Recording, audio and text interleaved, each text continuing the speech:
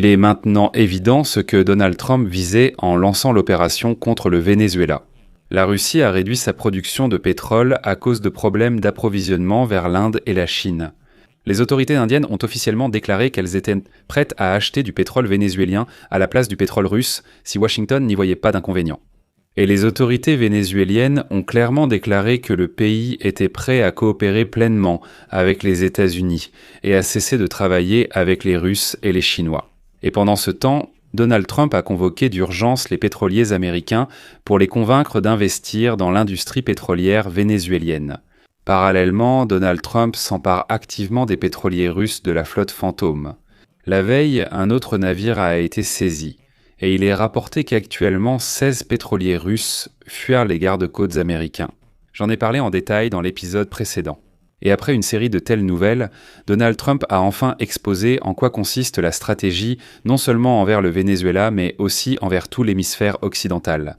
Et elle ne consiste pas simplement à obtenir la domination dans la région et à évincer la Russie et la Chine de l'hémisphère occidental, mais aussi à complètement reconfigurer le marché mondial du pétrole pour en expulser la Russie. Comme le montrent les dernières nouvelles, les premiers succès sont déjà là. Je m'appelle Alexei Pichi. Discutons ensemble de ce sujet, mais avant de commencer, je vous demande de vous abonner à la chaîne, de mettre un like et d'écrire n'importe quel commentaire sous cette vidéo. Cela aide énormément à promouvoir le contenu sur YouTube, je vous en serai très reconnaissant. De plus, abonnez-vous à ma chaîne Telegram Pichi News, le lien se trouve dans la description de cette vidéo. Nous y publions des actualités en temps réel dès qu'elles arrivent. Les compagnies pétrolières russes ont dû en décembre fortement réduire leur production à cause des sanctions de l'administration Trump, qui ont perturbé la vente de barils aux principaux clients du Kremlin, l'Inde et la Chine. Le mois dernier, les volumes de production pétrolière en Fédération de Russie ont diminué de plus de 100 000 barils par jour. Cette baisse de la production est à la plus importante depuis la mi-2024, lorsque la Russie respectait les quotas de l'Organisation des pays exportateurs de pétrole. Désormais, dans le cadre de l'accord avec les pays producteurs de pétrole, la Russie peut augmenter sa production de pétrole, c'est-à-dire qu'en principe, elle peut extraire davantage. Cependant, au lieu de cela, les volumes ont chuté de façon inattendue en décembre et se situent à 250 000 barils par jour en dessous du quota. Il devient de plus en plus difficile pour les entreprises russes de vendre leur pétrole, bien que les exportations restent autour de 4 millions de barils par jour depuis les ports. De plus en plus de matières premières restent bloquées en mer en attendant d'être déchargées. Depuis la fin du mois de novembre, le volume de pétrole russe invendu a augmenté de 30 millions de barils après que l'Inde a réduit ses achats. Autrement dit, en ce moment, ce pétrole reste simplement dans des pétroliers en pleine mer et attend de savoir où il pourra être vendu. En conséquence, le commerce du pétrole provenant de plusieurs gisements en Russie est devenu non rentable. Chaque baril vendu entraîne une perte de 5 $. Seuls les projets pétroliers en Russie qui ne payaient pas la totalité de la taxe sur l'extraction des ressources minérales grâce aux avantages accordés par Poutine restent rentables. Eh bien, vous comprenez vous-même de quelles entreprises il s'agit, mais comme il s'est avéré, ce n'est que le début. L'Inde a fait aujourd'hui une déclaration très importante. L'Inde est prête à acheter du pétrole au Venezuela à condition que les États-Unis donnent leur autorisation. Les principales entreprises indiennes sont prêtes à rejoindre ces achats, y compris Reliance, qui possède la plus grande raffinerie de pétrole au monde. À New Delhi, il a été clairement déclaré que l'achat de pétrole vénézuélien deviendrait une option acceptable pour renoncer à l'importation de pétrole russe.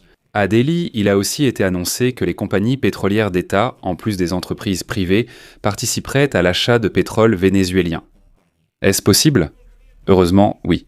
Donald Trump a déclaré aujourd'hui l'annulation de la deuxième vague d'attaques contre le Venezuela, invoquant la coopération du pays avec les États-Unis d'Amérique, une semaine après la destitution du dirigeant Nicolás Maduro. Le gouvernement vénézuélien a annoncé hier la libération de nombreux prisonniers politiques, répondant ainsi à une exigence clé des États-Unis. C'est sont ces écrits sur les États-Unis. Et dès vendredi, une délégation officielle du département d'État américain est arrivée à Caracas pour des négociations. Et maintenant ? Le Financial Times écrit que l'administration américaine et les autorités provisoires du Venezuela, dirigées par Delcy Rodriguez, travaillent effectivement activement à la reprise des exportations de pétrole vénézuélien vers les États-Unis et d'autres pays. Selon le journal, des groupes d'experts des deux pays travaillent déjà à surmonter les obstacles juridiques et bureaucratiques pour satisfaire à l'exigence du président Donald Trump. L'exportation vers les États-Unis de 30 à 50 millions de barils de pétrole vénézuélien sous sanction.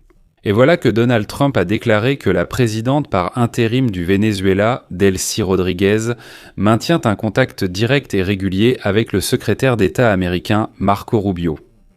Trump a aussi organisé, le 9 janvier, une réunion à la Maison-Blanche avec des dirigeants pétroliers qui, selon lui, seront essentiels à la reconstruction du secteur pétrolier vénézuélien, en y investissant pas moins de 100 milliards de dollars. Il est vrai que ce chiffre paraît incroyable pour l'instant, mais comme on dit, il ne faut jamais dire jamais. Si les Américains veulent vraiment contrôler tout le pétrole du Venezuela, une telle somme serait peut-être possible. Et, comme l'a déjà écrit le Wall Street Journal en citant des sources, Donald Trump et ses conseillers envisagent une stratégie à long terme visant à assurer la domination des États-Unis dans l'industrie pétrolière vénézuélienne. Et donc, selon la publication, le plan en discussion pourrait prévoir l'établissement d'un contrôle partiel sur la compagnie pétrolière nationale Petróleos de Venezuela, y compris l'achat et la vente d'une part importante du pétrole qu'elle extrait. Trump compte également sur le fait que de telles mesures aideront à faire baisser les prix mondiaux du pétrole jusqu'au niveau souhaité, d'environ $50 le baril.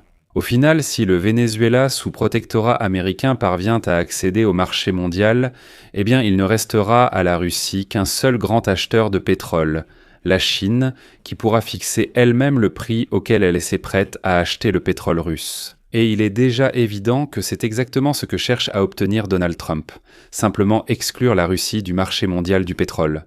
Et si vous vous demandez comment la Russie réagit à tout cela, eh bien, voici une nouvelle qui vient, excusez-moi, de l'asile. L'idéologue du monde russe, Alexandre Douguine, considéré comme philosophe en Russie, a déclaré la veille que, et je m'excuse, je vais citer Douguine. Et je suis sûr que vous serez choqués si vous avez un esprit critique.